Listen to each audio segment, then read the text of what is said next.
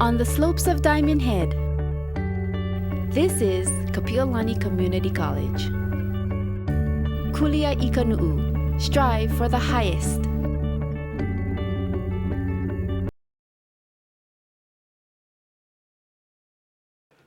All right, here we go. Alfie, Hello, sir. we have another Kuile Courageous Conversations, another awesome day. But Yes. before all that, my name is Sheldon from Kapiolani Community College's Kuile Outreach Program. Right, and I'm Alfie, the other counselor in the Kool-Aid Outreach Program. And yes, we are on a roll. We're on a roll. Yes.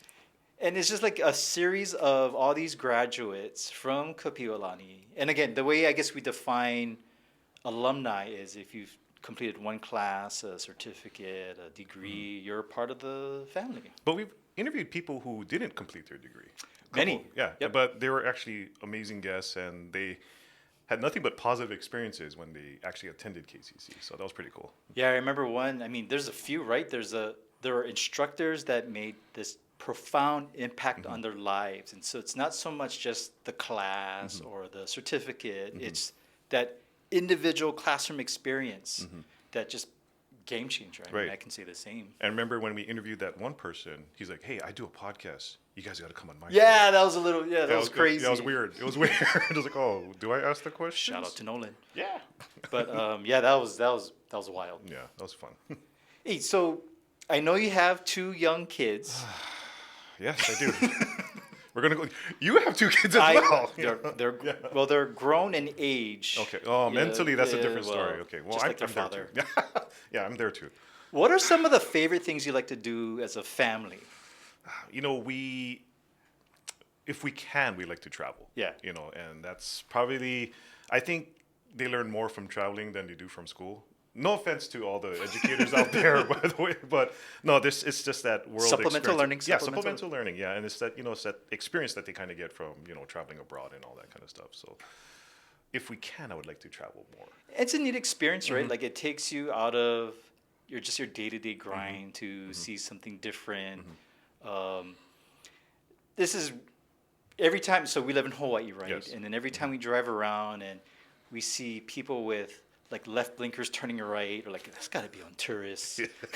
So they just shut off their brain, Yeah. and I totally get it. But Yeah. anyway, that's really random bad joke. But anyway, Yeah. Anyways, yeah. but what would you say is one of your favorite trips? Wow, favorite trips. I mean, you guys traveled a lot. I know you guys travel a lot. Yes, because I am fortunate to have the benefits Yeah. to kind of do that. So shout out to the wife, Hawaiian Air. Hawaiian Airlines. Chihu. Let's see. Like if you like today, if you had to pick your top two today, what rises to the top? Wow. Okay. Korea. I loved Korea. Korea was awesome. It was amazing. I just remember walking around and eating. That's all we did in Korea. And you know what? I was fine with that. Yeah. And it was cheap. Yeah. It was so cheap. So that would probably be one.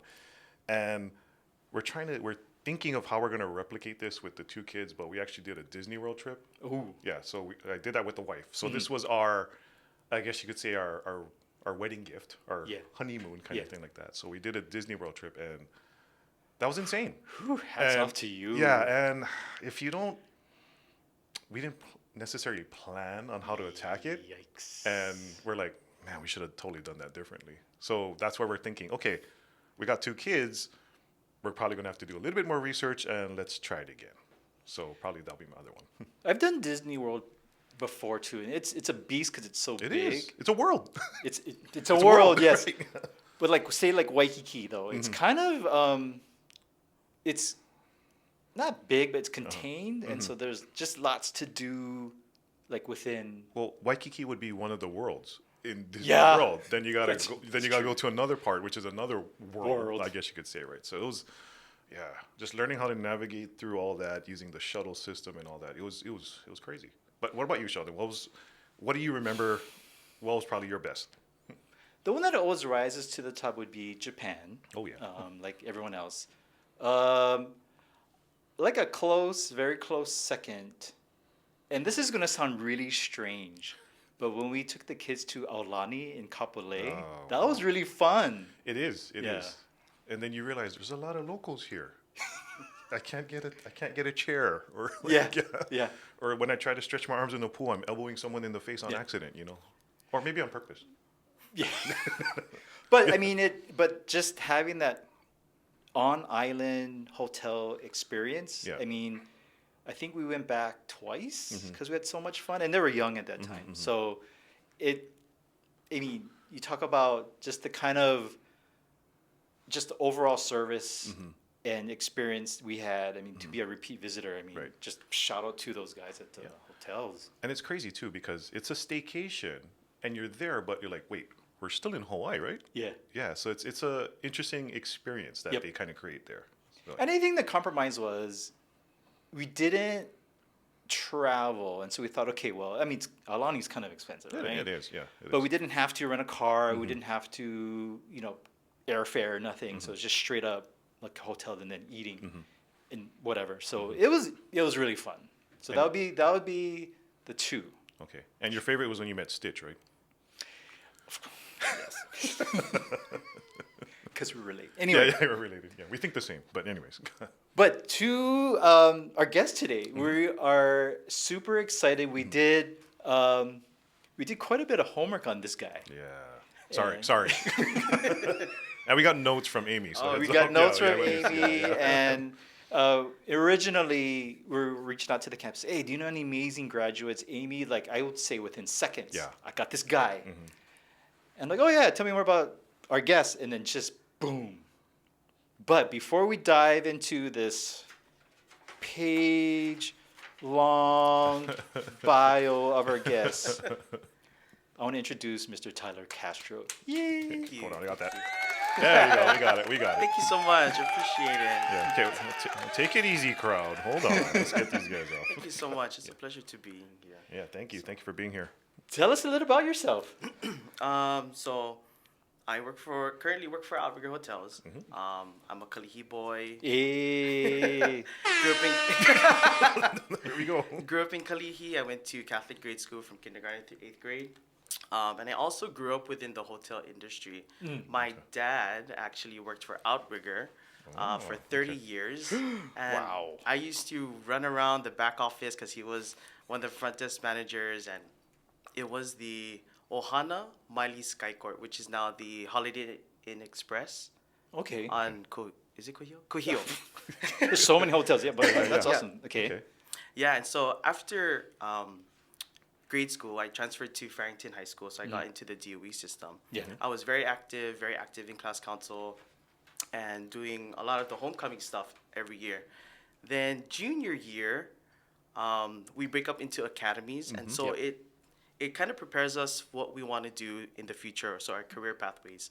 First, hotel was not my first choice. So I grew up in a very typical Filipino household, and okay, mom, I might want to be a nurse. So what are the two? It's like nursing. Nursing, Doc- law, doctor. Oh, and then also singer and boxer now, apparently. Don't forget about those two. We got Manny Pacquiao and we got Jasmine Yep. Trias, right? Anyways. So, first day of human anatomy Okay. and physiology. Yeah, Opened up the book, closed it, went straight back to the counselor. I'm like, I don't think this is a good fit for me. So I transferred over to the business academy, and there was Okay. a class called hotel operations. And it literally opened my eyes because we were able to, get in touch with Julie Morikawa, who's with the Climb High or Yes, with yes, the LA yes. program. I know her. Yeah. And so we were one of the participating schools, and we went to go tour the hotels, the operations, maintenance, front desk, housekeeping, and how operations works as a whole. And so it opened my eyes because I didn't realize that my dad was literally working so hard, and I really wanted to follow him afterwards. And so after high school, I came to KCC, did the host program, and in order to graduate from KCC, you needed to do an internship. Yes. So my instructor was Kevin Donnelly. Okay. Yes. So okay, he's yeah. here, yeah, right? And think so, so, yeah. I know. Did he retire or? I'm not sure, you know. He may retired, have. and then I think he came back. And, Maybe. Okay. Right.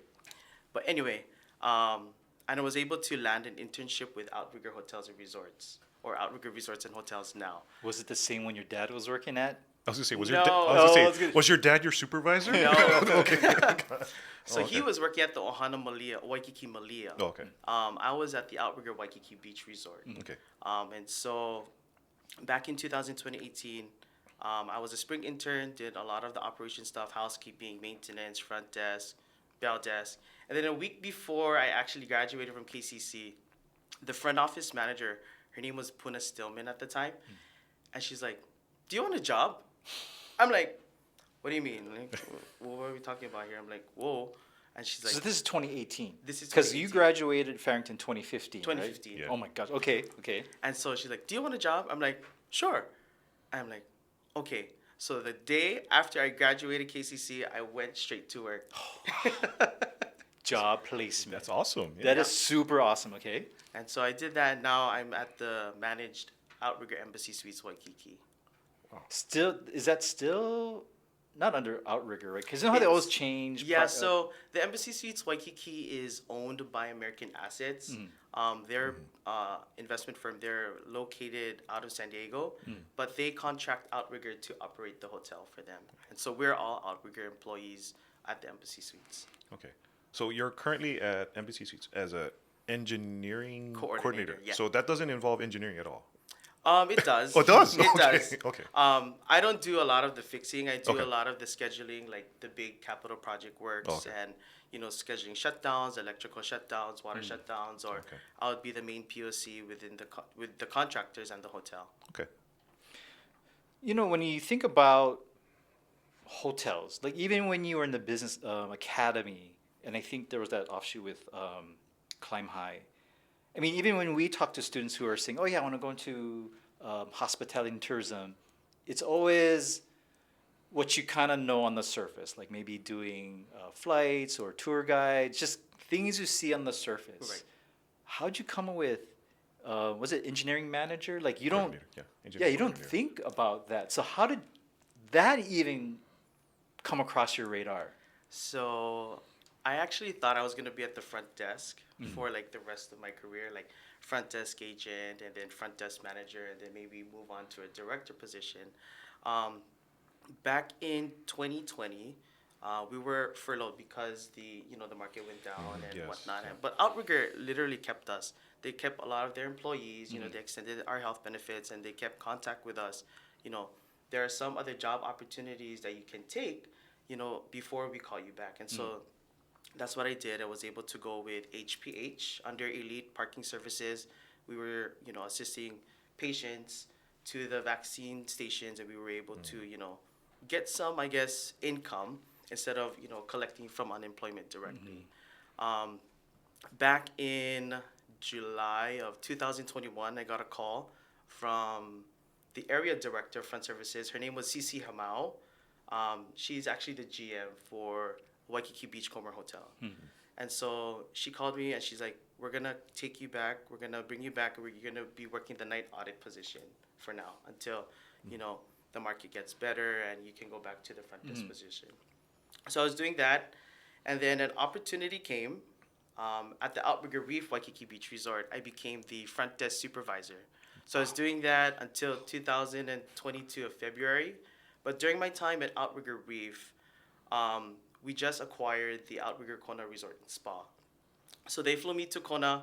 I did the night audit. I helped it with the transition from a Sheraton hotel to an Outrigger hotel for maybe about a month. And then came back 2022 of February. There was an opportunity. The GM approached me. His name was Marcus Krebs, and he was like, "Do you want to be the operations administrator?" It literally caught me off guard because I don't know what that is, right? And he's like, Sounds impressive.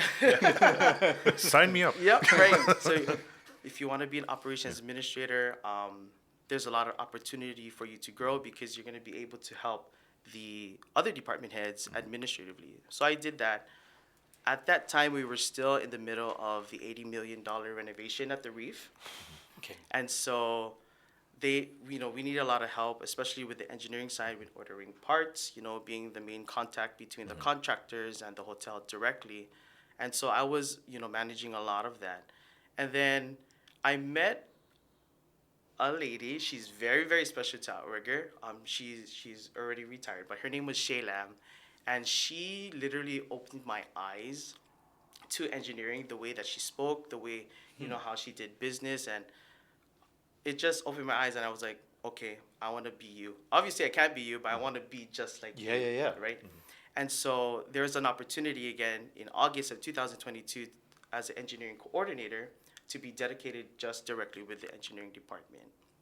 And so I did that, and then another opportunity came in at the Embassy Suites, Waikiki Beach Walk, and so I was able to take that, and I'm there currently. The word that comes up a lot is opportunities. How? I mean, I don't know how to answer this question because it seems like all these doors were made available to you. How do you think you set yourself up so that these folks would approach you and say, "We got this thing for you, Tyler. Here's another opportunity for you, Tyler." Like, how did you, if you could reflect, how did you set yourself up so that people are now saying, "We recognize your potential. How about this?" That's a good question. I think what I do best is I'm willing to take on the challenge. Because when you take on a challenge, there's a new learning opportunity for you. There's more information you gain, and the more information you gain, the more valuable you become, right? And so you have that opportunity. People will rely on you, and ask if you want to do this, and you'd be like, sure. Get out of your comfort zone and take the challenge on. Let's go back to you have many amazing stories. I want to kind of get back to that, but let's go back to the stereotypical professions that come with the Filipino community, because we are in the community a lot. Yeah. And so I actually visit Farrington, like in the peak seasons. I usually go like every week, talk to the students there, and I would say 9 times out of 10, health careers. And great, like the way they talk about it, you can hear they want to do it, so that's just fabulous. But when you try to dig deeper, sometimes they have trouble articulating what it means to be in healthcare. And then similarly, like when I explain to them, there's math involved, there's science involved, Right. like where are you with that? And there almost seems to be this, not that they're stuck, but it almost seems there's this hold on them. Like, no, I am set on becoming a healthcare provider. Do you see the same? Well, I think we talked about this on our past podcast. It's like this, sorry if it's offensive, but it's like this Asian pressure Yeah. that kind of comes with that. Right. So I guess what we're trying to allude to is again, being with the Filipino culture, there's that assumption that, okay, you got to go into healthcare. Right. So, and you mentioned it too, like you think about nursing, but I guess what was the reaction like in your household when you said, you know what, I'm not going to do nursing, I'm going to try something else? It was very, very wholesome. Okay. My parents didn't, really control what we wanted to do with our life. They said, or they would say, whatever makes you happy will support you. Oh, nice. And so it didn't really hit me, right? Because you might have a lot of those families like, no, this might be the career best for you, and it'll help you financially and whatever. But there's also might be a burden on the children. Maybe that's not what they wanted to do in the first place. And so with my family or my parents, they supported me all the way. So going from, I think it was the health academy to a business academy, it seems like you were driven from a deeper place, and you got the support from home. When you might have touched on it, but when you were folded into the business academy, like what was it like being amongst your classmates? Because now you're in this shared space. Like, what was that like? It was awesome. We always ate lunch together. We always had to dress for success together. And we also took an academy trip that, a lot of academies don't get the opportunity to, because in the business world, you get to travel and whatnot. So, Are those Joy and Nikki? yes. Yep. So actually, Yep. yes, Joy and Nikki, we went to high school together. We hang out with the same group of friends still, and we went through the host program together, and we all worked for Outrigger. Wow. So Joy is the housekeeping manager for the Outrigger Reef, and then Nikki is a front desk agent at the Outrigger Waikiki. You guys are next. Yeah, here. you're next. We'll see you soon. Watching you. Wow. So being part of that as a collective then made it manageable to go through. Right? Yes. That's really great because I think everyone needs to find. I know people say, "Oh, they found their tribe or they found their community." Like it sounds like you found, and you just sound like you guys supported each other. Yes, all the way through. So, and I think we call those accountability people. So I'm sure you all kept each other in check. Like, hey, Correct. Oh yeah, right, Hey, this right. assignment is due. Yes, Or, yes, exactly. Yeah. Hey, did you do that marketing presentation? Oh, with, there you go. Blah blah blah. So we all need people of accountability in our lives. So heads up. But you will always find us together at the cafeteria eating lunch together because we're Oh, like, that's awesome. dude, the food is so awesome over here. There's no reason for you to step out of campus because the food is so Oh, awesome. Right? Tyler, things have changed since 2020. Yeah, 2020. Yeah. Well, okay, so I want to fast forward to that. So you graduated. Sorry, I No, yeah. totally Yeah, we're- trolled your account. So Farrington grad 2015. But before I get into that, you said Catholic school before Farrington. Where did you go? I went to St. Teresa Catholic School Okay, to eighth grade. to 8th grade, so from kindergarten through 8th grade. Yeah. He went to Nine. Damien. No. I went to Our Lady of Perpetual Help. Oh, in At Eva Beach. Yeah, Yeah. there you go. So that was like a rival school to us. His school? Yeah, I was one of them. So is the interview done now? We're done. No, just kidding. Yeah. So anyway, it is a 2015 Farrington, awesome. And then you got your one of your certificates in 2016, another one in 2017, degree in 2018. And then you're saying you got a job As soon as you graduated. as soon as you graduate. That's insane. Yeah. Then you mentioned 2020. And I got to say, like in March of 2020, we all remember that. So my kids and I, my wife, kids and I, we drove through Waikiki when the hotel said, get out. And we thought, I need to see what this looks like. I mean, they're, I think, issuing citations if you're on the beach, Right. things like that, right? I don't know if I have the picture on my phone, but it was crazy. Like, nobody on the street. And just to give you some context, like back a long time ago, I was with this mobile DJ company, so we used to DJ weddings in Waikiki. This is like in the 90s, maybe late 80s. Like crazy busy. Waikiki was crazy busy. Like even modern day, like before the pandemic, it was crazy busy. But to see nothing. But you're saying Outrigger kept you guys on payroll. So if you could talk about March of 2020 and how life shifted, not only personally, but just like professionally. Right. So March of 2020, I think it was March 20 or March 19 was my last day at the Outrigger Waikiki Beach Resort. I was the manager on duty at the time. What Outrigger did was they kept us, or they communicated back to us maybe every month of, this is what's happening, this is what the market is, we hope that we can bring you back soon, and we will be extending your health benefits during this time. And it was very wholesome because there was a lot of companies already struggling, keeping their employees, or they would have to apply for new insurance or whatnot. But Outrigger kept us on that health benefit, and they offered job opportunities with our partners, which was actually Elite Parking Services. To see if you wanted to make your own income instead of collecting directly from unemployment. And so with Elite Parking Services, we were able to do that. We worked at Pier 2 at the vaccination clinic, assisting with all that. I've seen it. I think I've seen it. Yeah. Escorting all the patients to the vaccine stations. And then when they opened up the big blue bus, that HPH big vaccination bus, they went all over the island. They asked me, HPH asked me if I wanted to be the site lead for that.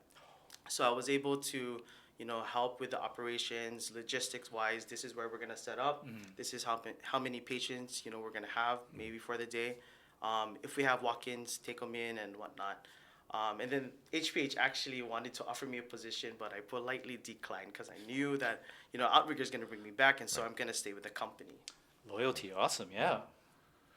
So what was the hotel? Okay, so since we're still on this topic of 2020, what was the hotel life like in 2020? Like, were we still taking visitors at that time? Like, what was it like in there? I believe we were, but I forgot there's certain steps in order for you to come in, right? You had to quarantine and whatnot. Like the 15 days or right? something? Yeah, I remember that. Right, and yeah. you'd have to quarantine Okay. within your hotel room upon your arrival. But if you didn't, right, and if the guests would break that rule or that policy or whatever, then the hotels would need to call the Attorney General's office and say, these people, da da da da da da da, this is what's happening, they don't want to follow the policy, blah, blah, blah, blah, blah, blah. Right? So, yeah. But for the whole, Okay. but there is a positive to it. A lot of the Kama'aina came to Waikiki. A lot of the Kama'aina came to Waikiki.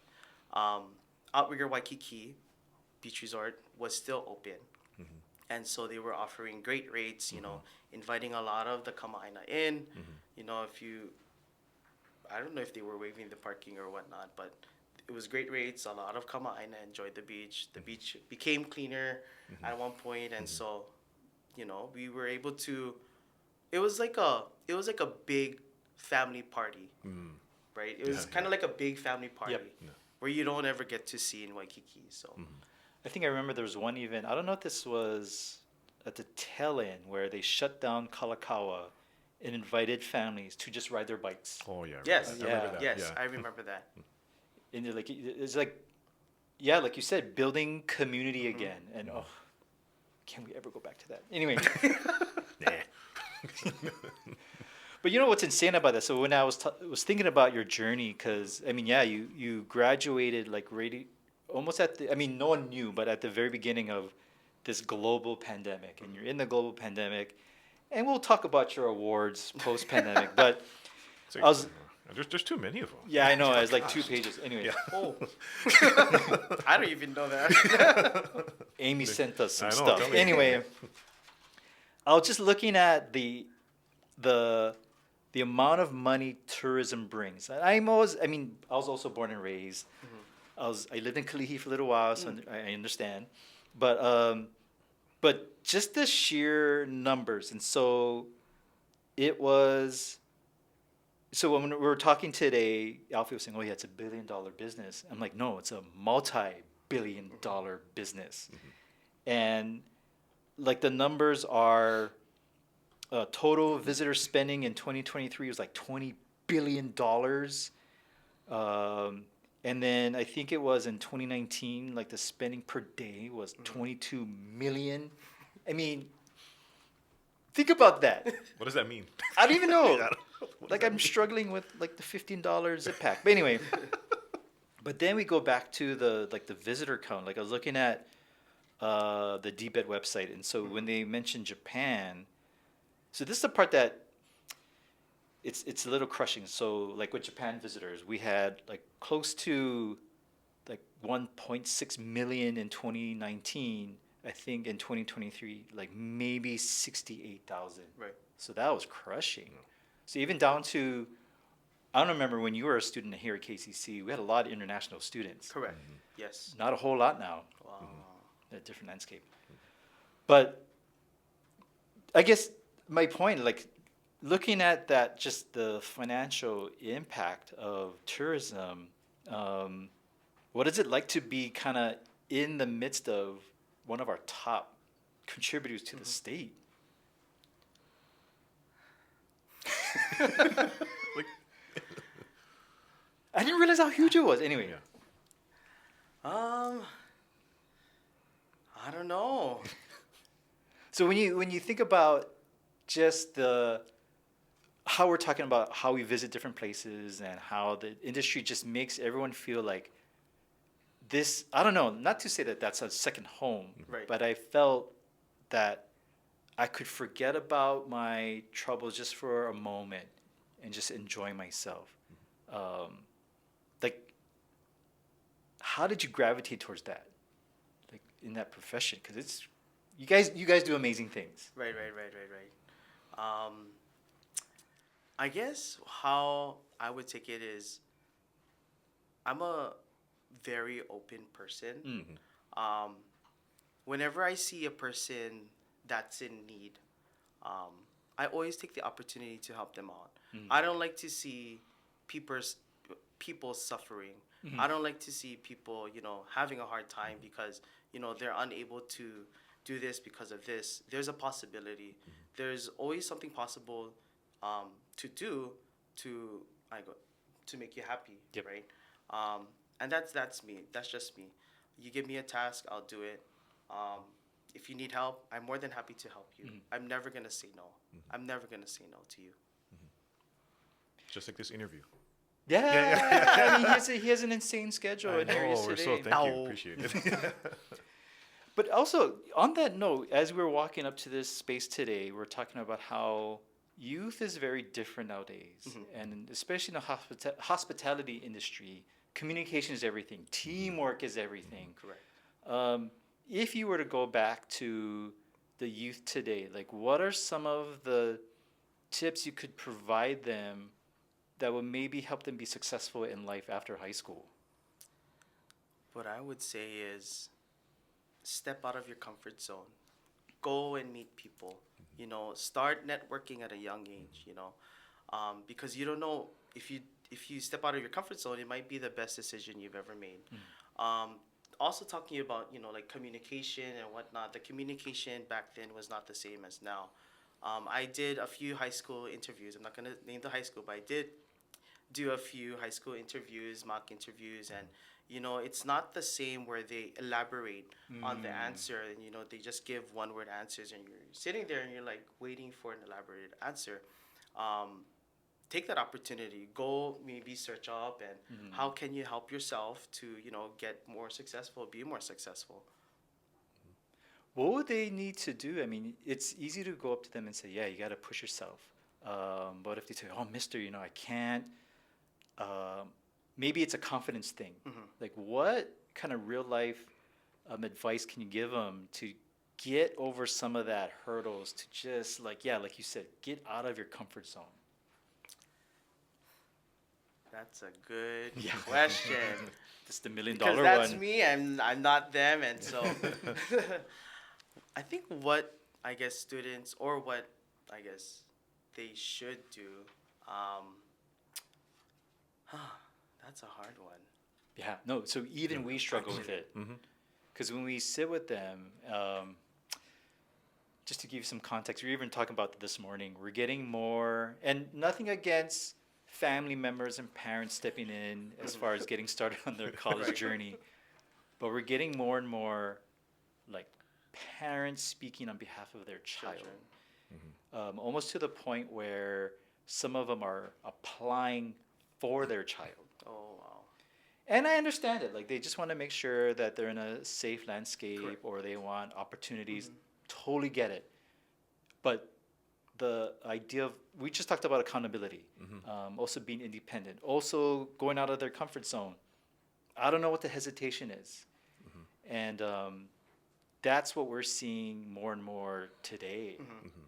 And so as an industry person, especially in hospitality, I think like what kind of, gosh, I mean, even for families, like what kind of tips would you be able to provide them? This is another loaded question. Right. Oh. And I have one for you afterwards. So, What can I provide for them? Like when you see new hires, like what kind of things are like, oh, I wish they did a little bit more of this, or we need to change their behavior. or maybe we can ask like, what are the top things you're looking for people who want to work with you? Yes. Like, what are some things that, like, foundational skills, whatever it may be? Like, if you could name, like, the top 4 things that you're looking for in an employee. In an employee is, number one is attitude. There you go. Okay. The attitude, I think attitude is the most important thing. you know, being a team player, being a team player, having good communication skills. And if you don't have good communication skills at the time that you're hired, you know, it's teachable. Yeah. It's teachable. And then I guess the last one is have fun. Yeah. Have fun. Yep. Do what you want to do. Don't do anything that people is forcing you to do, because if you don't love it, you're not going to enjoy it, right? And so I chose something that I love, which is engineering. You know, no background, no civil engineering, whatever. Right. And I'm here enjoying it. I'm having a lot of fun with it, you know. So even that, so within your industry, I know we're kind of just jumping all over the place. You talk about this sort of internal promotion. Again, you always use the word opportunities. In your I guess your company, what are some of the, I guess I'm fumbling over my words because you just accomplished so much, and there's you did a lot of internal, what you call, moving around. So, what was that like? Because it seems like with students, like they would always say, "Oh, I'm just going to get an associate's degree." Like they have this sort of, "Oh, just an associate's degree," but sounds like you made it work for yourself, and you're having all these internal promotions, and so it's almost like it's not, "Oh, I got an associate's degree from host." It's like I got an associate's degree from host. It's like I don't know. So, well, with the host program as well, I mean, you have one-on-one learning. You have industry professionals actually who are there to keep you on track, who are there to keep you updated with the skills that the hotel or the hospitality industry is up to now. And so with the host program, when you graduate, you feel so proud because you have a lot of graduates like myself, Kiana Bames, you know, who are very successful already, you know, and, you know, they're so proud to be from KCC, and they invite, you know, their professors, their counselors back to the properties that they're working or that they're currently working at, you know, and showing them this is what we do, and, you know, they continue to keep in touch with them on how, you know, they're doing. So one of the things that, in addition to accountability, one of the things that we encounter with the youth today is this thing called grit and resiliency. And Sheldon, I'm looking. You saw his transcripts, right? yes. This is like the easiest eye chart ever. I swear, there's only like 2 letters on it, but A's and B's. Yeah, A's and B's. Yeah, we won't talk about that first class in fall 2015. But anyways, we won't talk about that class. But you've done amazing, first of all, in your schoolwork. But the question again with grit and determination is like, how did you stay motivated to keep performing so well? Because we think this is missing sometimes, you know, this, with some of the students at the youth today. It's like this persistence and all that. But how did you stay motivated? well, I guess it's with those other 2 classmates that I had, right? Joy and Nikki. Joy and Nikki. They pushed, you know, like, hey, let's do this. Hey, do you want to do Lokahi was it Lokahi Festival? Or, I forgot, Diamond Head Theater. They have that fundraiser before, and I forgot what it's gosh. called. Yeah, I know And what you would you're have talking about. to dine, and you would have to pour the yes. drinks and whatnot. Okay. And so, keep going. Let's keep going. And it was also the host faculty. They pushed us, you know, when they knew that something was wrong, Cheryl would call us in and, hey, what can we do to help you? We want you to be, you know, successful. And so that's what she did. And a lot of the faculty at KCC, and especially with the host program, they're like moms and dads. Yeah. They want you to progress. They want to keep in touch with you after, you know, you leave KCC. They want you to progress all the way through. And so having them, you know, push us, it was so motivating because it was like tender love and care. It was just very family oriented over there at Olapa, right? Yeah. And so that's one thing, you know, that, you know, kept us very resilient and have that grit, you know, because you have all these industry professionals. And, you know, rest in peace Kumunai, right? She was, you know, Miss Aloha all over, and she's like, you know, you guys are so talented, you guys can do this. It was just all positive words, you know, never like, oh, you can't do this, you can't do that, Yeah. whatever. It was just all positivity, and that's I guess that's what helped us be, been so resilient all the way through, and here we are, right? Should we go down his list of accomplishments? We only have like 20 minutes. No. Yeah, like, so you won a couple awards or accolades. Again, we're peeping on your LinkedIn over here. Oh, Actually, no, no. this is Amy's fault, honestly. So, Oh, it's okay. yeah, so May 2025, what award was that? May. Yeah, we have a May 2025 award. And did I post it? Too many. I posted it on LinkedIn. May 2025. You got the Certificate of Completion of Apprenticeship. Oh. You were the first cohort. Yes. Yeah. Yeah. Oh, that one. Yes. So actually, with this certificate or with this award, I would have to give my gratitude to Outrigger. And Outrigger continues to do this, and they're so good at it. They continue to invest in their employees and, invest in them to be the future of the company.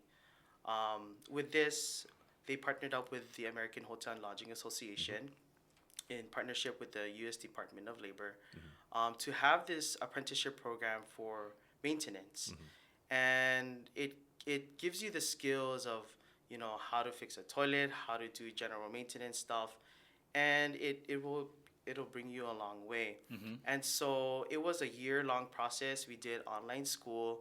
Our director of engineering, Scott Kazunaga, gave us at least 1 hour on Mondays and Fridays to do the class and to do, go up to the rooms and do the competency and get it signed off. And so when we turned it in over to Pila Hansen, who is the director of organizational development, we were notified that we were the first class or the first cohort within the state of Hawaii and for Outrigger itself.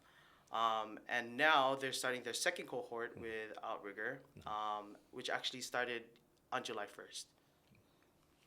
Trailblazer. Trailblazer, seriously, right? And then if we go back in time, there's January 2025, Engineer and Maintenance Person of the Year. Yeah.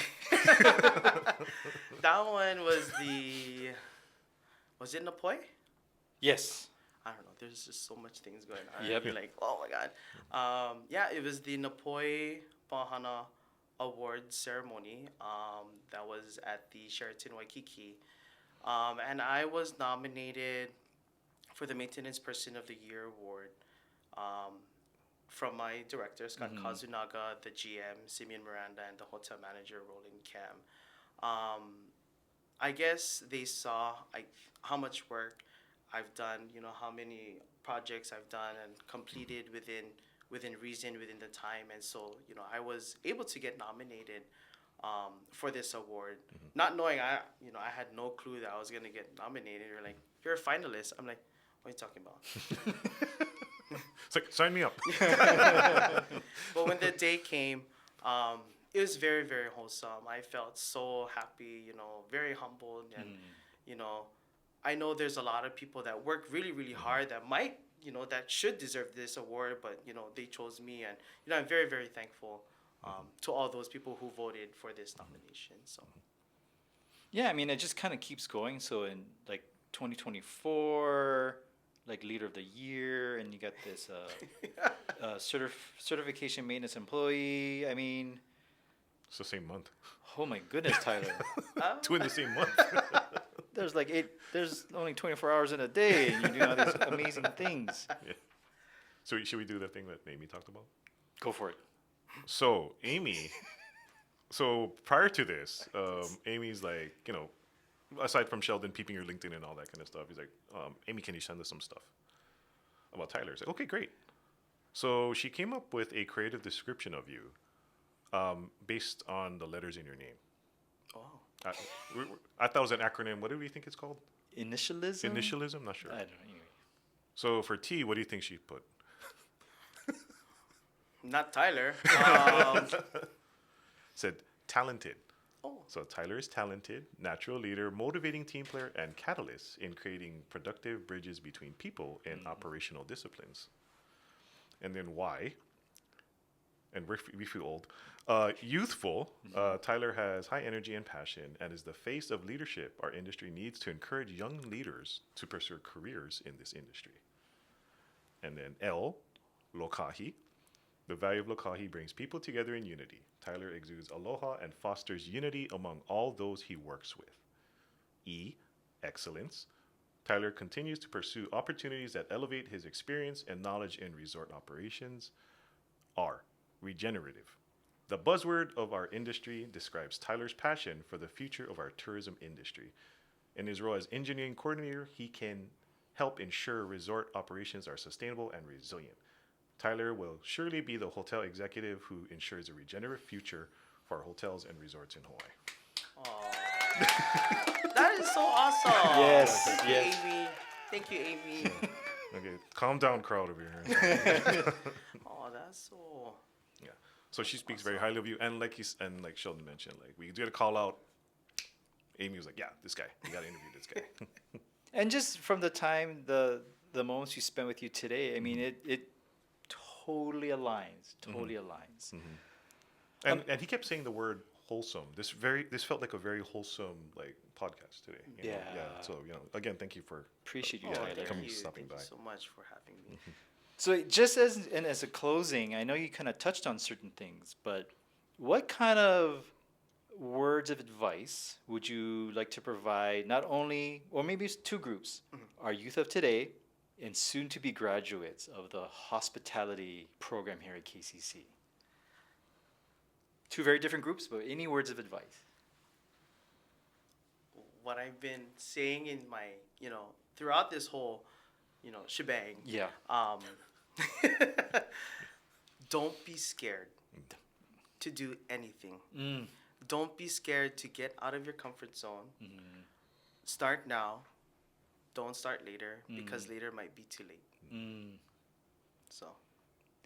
And if you had to talk to our soon-to-be graduates of hospitality, who is going to be soon to be in the industry, words of advice for them?